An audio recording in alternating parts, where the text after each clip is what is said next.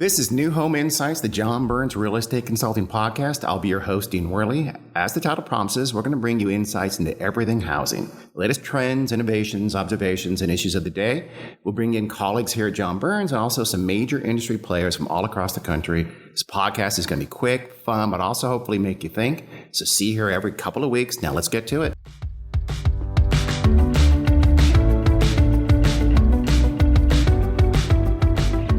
Okay, welcome to the New Home Insights podcast by John Burns Real Estate Consulting. I'm your host, Dean Wehrli.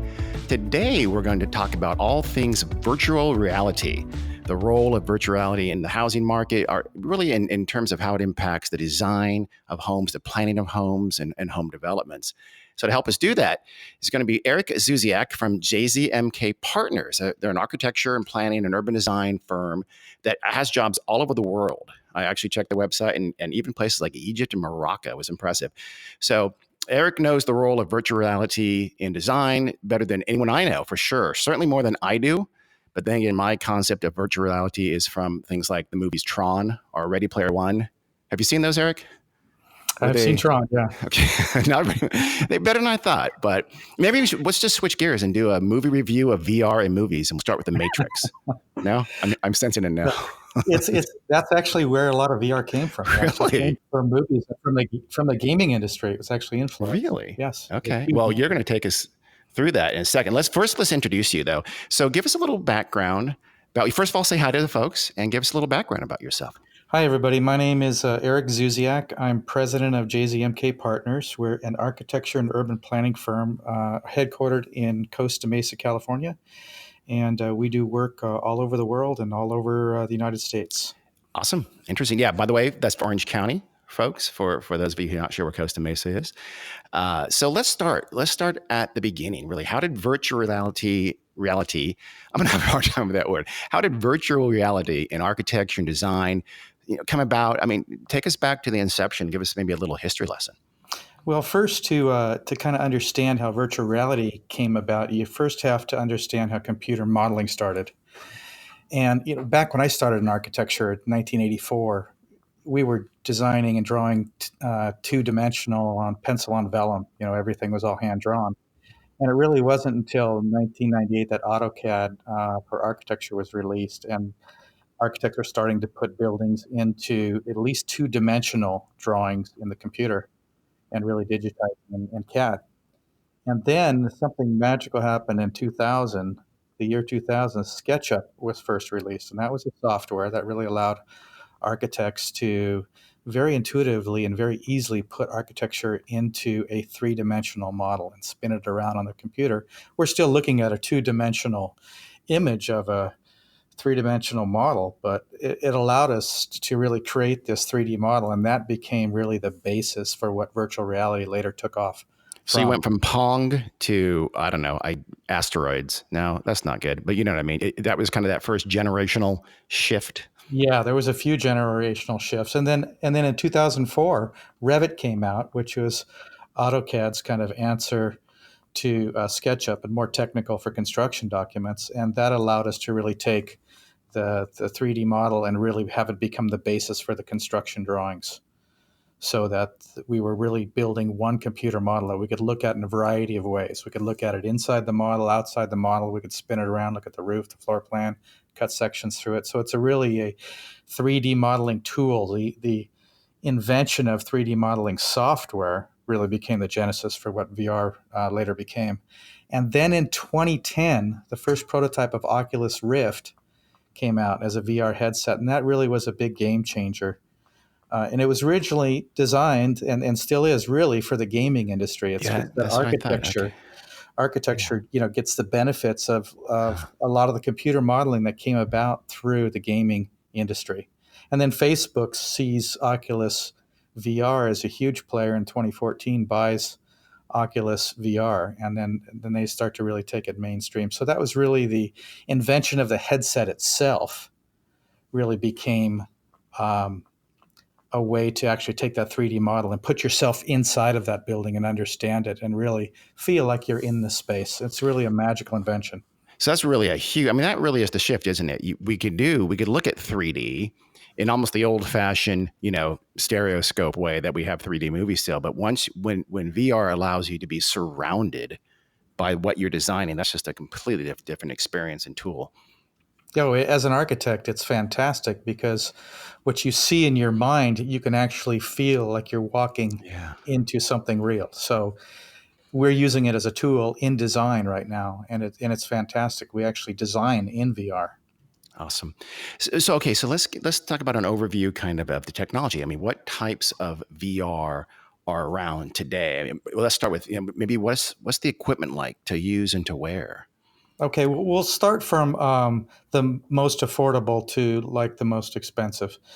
The most affordable is what you see your Google Cardboard. It's really where you kind of slide your phone into a VR viewer that really gives you the opportunity to look at your phone up close in binocular vision. You've got a binocular image onto your phone, and there's all kinds of websites and games and stuff that you can go to and download all that great VR experiences. But that's the most affordable way. It's inexpensive, it's portable, there's no controllers. It uses the motion sensor in your phone to actually move you around inside the image. But you got to understand that all these images, like for the mobile VR, even the Google Daydream, Samsung Gear VR, and the Oculus VR Go, those are a little bit higher end, kind of that mobile VR, and they are higher quality image, but you're really looking at a static viewpoint. You can spin your head around. It's really a desk scale VR where you're kind of like sitting in a chair and you're moving your head around, and you're not moving through the space. You're sitting in one location, but you're able to see the room that you're inside of. Even Oculus Rift, that's a static perception. Oculus Go VR Oh, go. I'm sorry. is their static Okay. viewer. Okay. And that's a valuable tool for us as architects because we can kind of take various viewpoints of a design on the road with us. We can throw it in our briefcase and take it and show it to a client and give them the opportunity to be inside of it. We actually did that on an office building that we were designing up in the Bay Area, an office park. We actually loaded an Oculus Go VR with a bunch of images, sent it up there, and they gave it to their investor presentation, and they were really blown away by understanding Are they the whole project. are they actually like putting on a headset when you do and being Yeah. inside the space? Oh, wow. Yes, yeah. We just dropped a little headset inside of a FedEx, sent it Huh. up there, and they flipped it on, turned it on, and they're inside the space. So it's a Nice. pretty simple way to do it, and a lot of architects are starting to do that now. Okay. So that's a good way to display something that's already been designed, and then the more expensive way, the room scale VR, it's really powered by a desktop PC. It's not portable. It's a higher cost. And then you've got controllers, so you can actually move around inside of the space. So the scale of it is like walking around inside of a large office. No, this is going to sound stupid, but are you the person physically actually moving? Yes, you can actually move inside of the space. Now, we have to have controllers at the corners of the room so you don't bump into the Yeah. furniture. Yeah. And they'll have like a blue mesh that will come up if you get too close to furniture. And we can set those parameters so that you can, kind of walk around inside this predefined zone and really have a dynamic relationship with the architecture. You can walk a little bit here, a little bit there.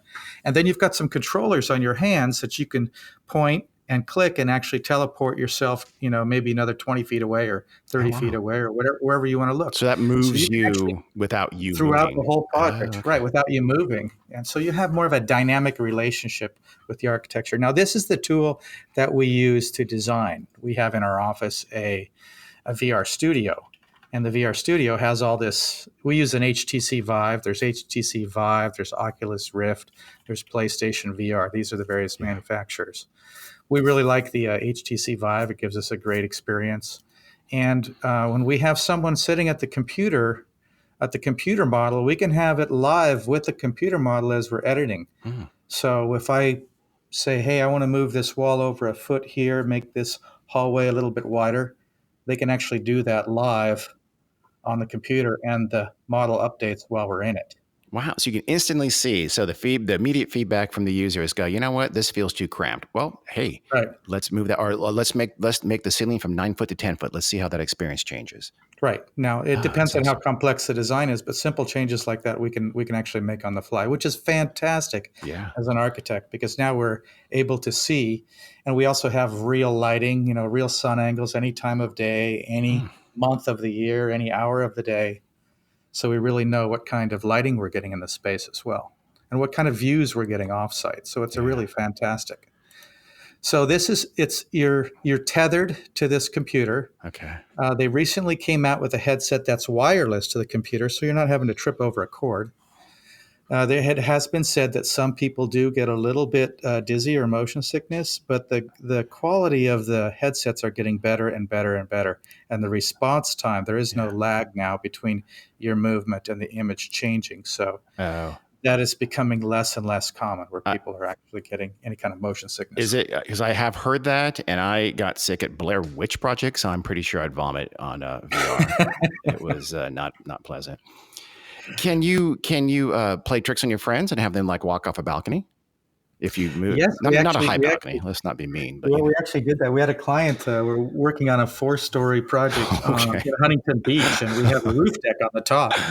And we said, "Okay, Pete, walk up to the edge of this railing right here, and look over the edge, and go ahead. You're in a safe room right here. Go ahead and jump." And it's amazing. Wait, but that You was you had can't him do it. virtually jump, right? I had him virtually How jump, about you but can he couldn't actually do have it. them? You take away the bumper and have them really mess with them. I mean, the first VR murder, something like that. No, I'm just getting evil. So now we're wireless, we're dynamic. We can move around. We can change. Is that where we are right now with the Well, technology? yeah, and there's some new technology that's coming out also that is becoming wireless. You can actually hook up now, and it's going to be coming out I believe, this January, and probably coming to market in the Mm, spring. Is wireless headsets, VR headsets that will connect directly with a laptop, so that you can actually take the whole show on the road in a more dynamic world scale. okay. So you're not really contained into a room. So everything gets And smaller it's a and lot more yeah. portable, lower cost, consumer grade computer can run it. It's all happening. Acer, HP, Lenovo, and Dell, they're all coming out with versions of these headsets.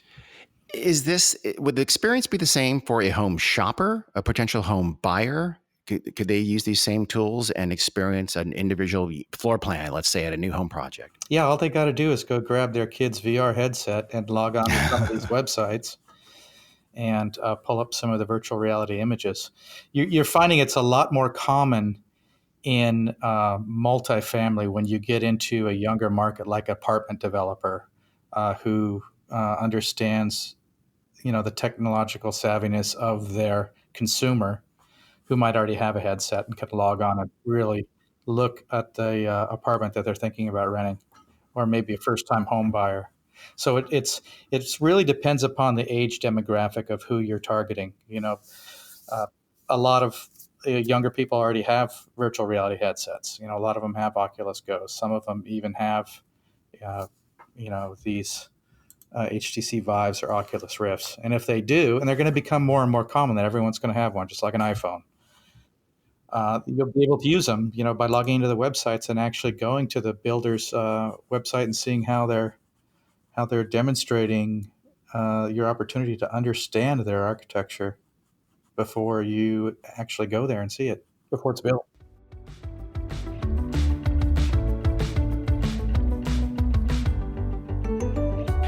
So take us in a little bit to the kind of ins and outs, the guts of the process. How is virtual reality sort of created in your work and when you're doing your design? Sure, it would probably be a lot easier to see all this in terms Yeah. of images, but I'll try to describe it. Okay. We still conceptualize very quickly by hand. The mind is still the fastest with the pen and coming up with very loose conceptual ideas. But then very quickly, we put it into a software like SketchUp. Once we come up with a floor plan concept and maybe an elevation massing. And then we model that building, and then we put it into SketchUp, and Then we push that model through a rendering engine. And we apply colors and materials to the model before we do that. We use a modeling engine called Enscape, which is a fantastic modeling engine. What that does is it basically turns what looks like a cartoon model into a fully rendered model, and it does it live while you're inside of the model. It's a very powerful rendering engine. And we can add all kinds of lighting effects, and we can check the different time of day and everything. And then we put it on the headset, and we review it, and we walk through it, and we assess the design options very quickly. We can make adjustments in real time. We can intuitively understand the space, the light, the scale, the proportion, the texture, the color. We can bring our clients in to do the same thing.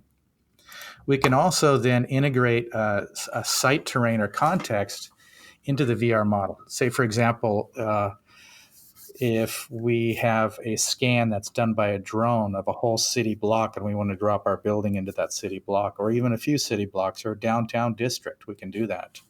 We did this on a Huntington Beach project I was just describing earlier, where Fusco Engineering did a drone scan of Main Street, and that's where we dropped our building and our computer model in, married it all together, and we could actually put you on the roof deck, and you could look down Main Street and see the Huntington Beach Pier, and you could see all the buildings around it. And it's just a fantastic tool because it has so many different applications. So, I mean, that really is revolutionary because, remember, we've done it here in our business. We look at floor plans for clients. All the builders are our clients. And you try to find from a floor plan, a two-dimensional, where are the pinch points? Where is something might go wrong or about the flow? But the way you're talking about, you'll see those and say, oh, look, you don't even realize it from the two-dimensional plan, but you see that this is not going to work. The refrigerator door is going to come out and be too close to the island or whatever. You can find those things instantaneously before you've built the darn thing. Right. There's all kinds of benefits. Yeah, that's huge, I think. So, okay, great segue then. What are kind of in your work, what are the main benefits then for using VR in your projects? Well, from a macro standpoint, we'll start with macro. Well, we can eliminate the misunderstanding of site and view relationships. For example, if we were working on a project for the new home company in Paradise Valley in Arizona called Mountain Shadows, and we had used Google Earth terrain to be able to drop our model into and be able to see the relationship in virtual reality, being inside that model and looking at Camelback Mountain, which was the main view. That's the high premium view. And we wanted all of the units to be able to capture that view. So it really helped us set up our site relationships from building to building to make sure that view cone, we captured that high premium views from all the units. So that was very, very valuable. We were able to capitalize on the view premiums, see the actual views from each unit or room within the building. So that's one of the things that's very valuable. The other thing that's a benefit is it really provides an ease of understanding of the design concepts through this immersive experience. We bring in a marketing team. They can understand the concepts better. They can understand what they're selling. And once they understand what they're selling, it makes it a lot easier for them to communicate it to the potential buyer. And if there's changes that need to be made at that level, we can make simple revisions and we can make those in real time. So it keeps the process moving quickly. We can also select the best views for the marketing collateral. So let's say that we want some renderings, some still renderings for some brochure material or website content. We can walk through the virtual reality model and we can take still images of this image or that image, or we can take full VR images, basically a spherical photo for that static point VR, and take photos of those and pre-render those so that they can load those into their website. We can do these at daytime views, nighttime views. We have all those opportunities to do that with the tools that are there. Also, from the construction side, the benefits of the VR, it really creates a better coordination between the structural and MEP models with the architectural model. So if we're working in Revit, for example, which is a 3D modeling software, it's the basis of our construction drawings, the structural engineer and the mechanical, electrical, plumbing engineer can take their models and integrate them into our model. So we merge them together and we can see where there's any clashes, and we can correct those clashes before construction through Okay. clash detection. So that's a very, very valuable tool because it really streamlines the construction process and really allows us to greatly reduce errors in the field. Yeah, I mean, yeah, there's just so many permutations and just so many little ways. I mean, you're probably finding new ways all the time from the experience of how it helps. Yeah, I mean, we can, for example, options. We can put you into the virtual reality model and we can toggle back and forth between the various Mm. options. If we want to add a den here, or if we have an optional second floor or an optional roof deck, we can toggle back and forth between those options. And that's a lot easier for the designers, the builders, the sales team, and the Yeah. buyers to all understand those different options when we do it that way. Do you think there'll come a day where VR will replace actual models in new home projects and even apartment complexes too, for that matter? I think it's going to start really more from multifamily because if you think about it, the larger the multifamily project, the larger the number of units that are involved in the first phase or any phase of a Yeah. project. Some of them are one phase projects. Yeah. So pre-sales becomes critical. Yeah. So you're going to see it a lot more in multifamily starting first and then going into single family. There are some builders who are doing it in single family as well, but it's going to become more and more common. And again, it depends on who your demographic Yeah. is. I think the younger the demographic is, the more tech savvy that they are, the more it's going to be There successful. was a development here. I'm located in Northern California, and there's a development that was very overtly looking at its buyer profile was very much entry level, very young, pretty urban, and they utilized initially anyway. They utilized VR extensively, and they did for a time. It replaced their models for many months until the models were done. It was fairly effective, I understand. Yeah, it allows them to get some pre-sales too, which could really help their pro forma. What are we kind of touched on, in terms of how the buyers and renters are going to use it. What are you mentioned that sometimes some builders are actually putting the VR capabilities on their websites. What are builders and apartment developers going to have to do differently than they do now to really just fully utilize VR? Boy, that's a great question. I don't know that I would have the answer to that question, but I believe what they're going to have to do is make sure they're understanding what type of technology that their user is using on the other end. And I think they're Yeah. going to have to wait until the headsets become more common Okay. Yeah, that's a by good point. by the user. Yeah. And in the future, there's all kinds of applications, advancements in VR that are coming. So a lot of it's just around the corner. It's happening very quickly. Yeah. Although if you have an apartment complex that really you think is going to cater to gamers, you know what? Go for it. They probably already Right. have it. Exactly. They already have the equipment. Gamer Estates, I think. I just Right. gave you that project name. You're welcome. Um, how about in terms of, do you know this? Tell me if you know this, but VR impact on home sales or lease up rates so far? Do you feel like it is already effectual and it's already making an impact?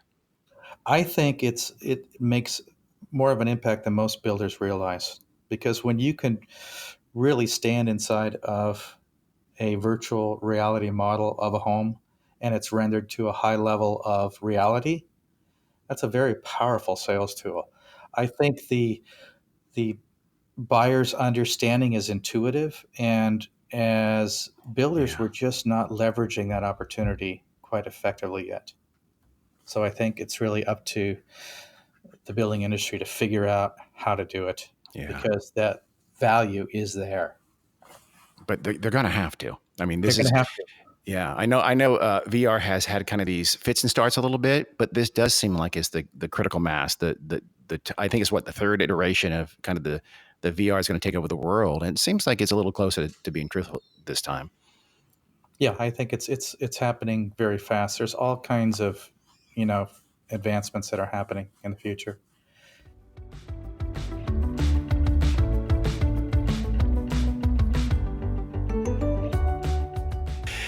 Let's switch gears a little bit to augmented reality. It's a little different. Can you sort of Mhm. explain that and how that might influence construction?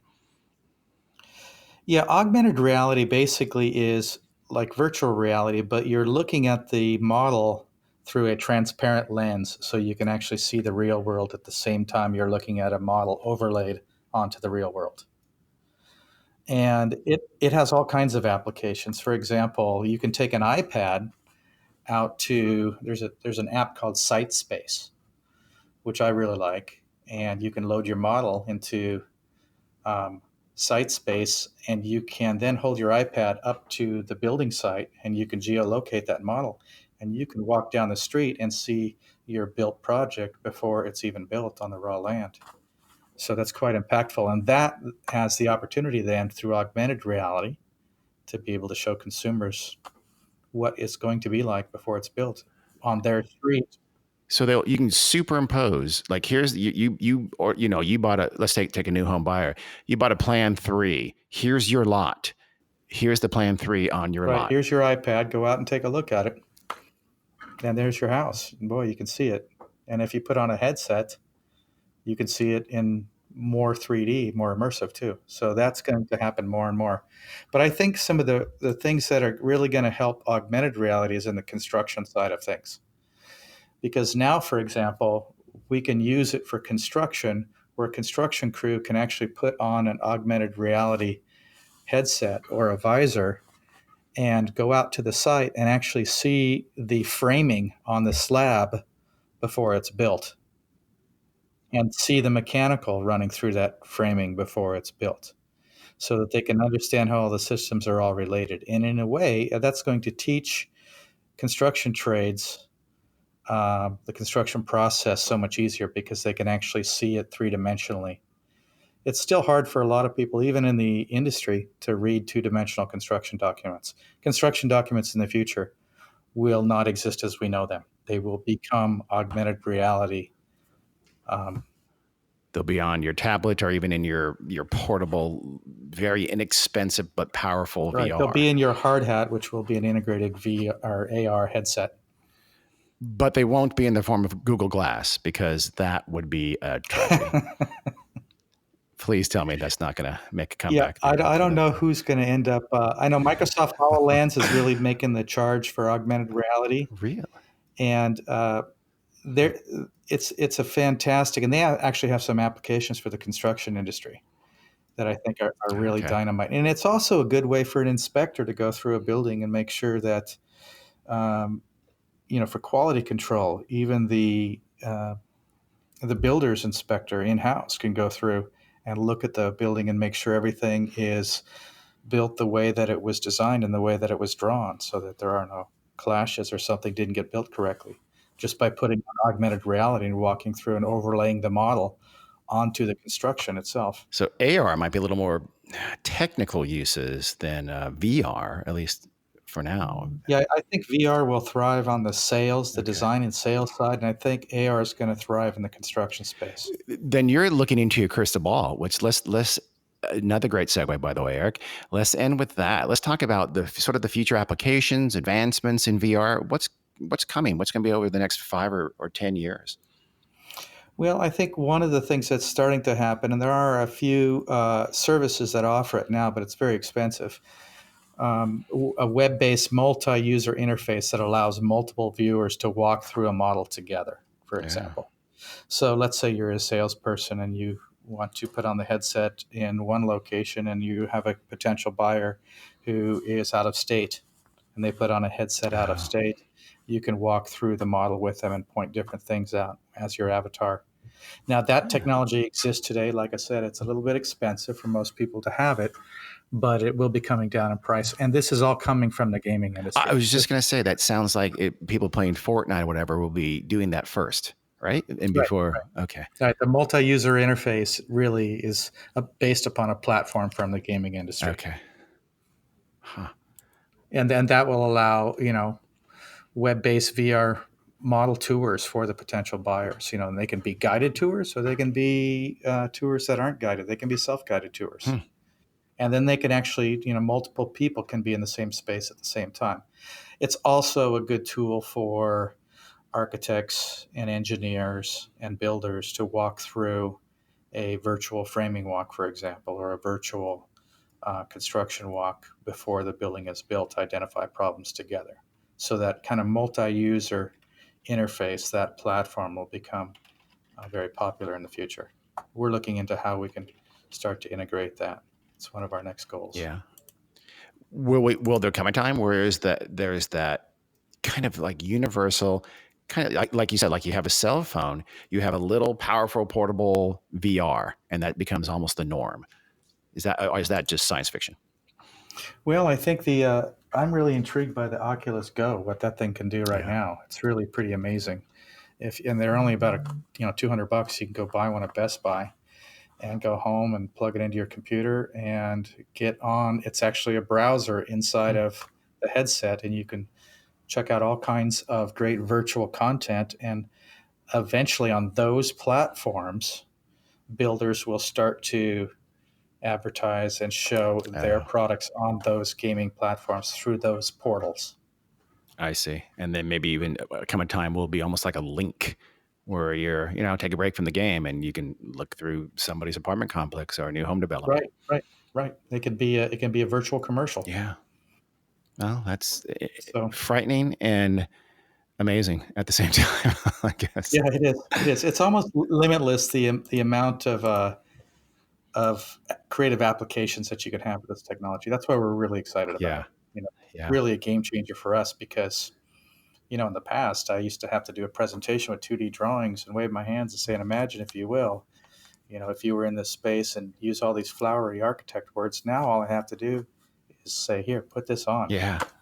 Check it out. Well, that's what I mean. So you're think of a speech or something that you're presenting to a lot of people. Everybody's going to have their little powerful portable device, and everybody at the same time will be seeing the same thing that you're describing. That'll be an amazing day. Yeah, it is, and it's a great tool also for getting projects approved.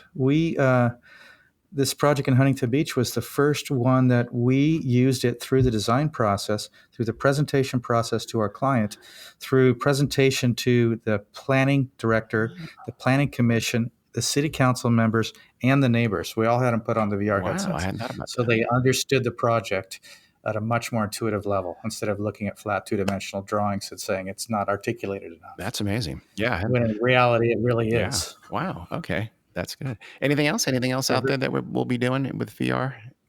Oh, there's so many other things that we haven't even begun to discover yet. That's why it's so exciting. Well, you know what? Let's save that for a different podcast. Because this has been great. This has been tons of information, more than I can process here. But I agree. I think this is this time it's different, and this time it's going to take us in places we're not even thinking of yet, and that will seem like an episode of Star Trek. Yeah. Or better. Or beyond. Yep. Yep, with fewer green women, which is sad, but true. Well, Eric, thank you so much. This has been great. This has been one of my favorites. Well, thank you, Dean. I appreciate it. So thanks for listening, everyone. Until next time, we'll see you later.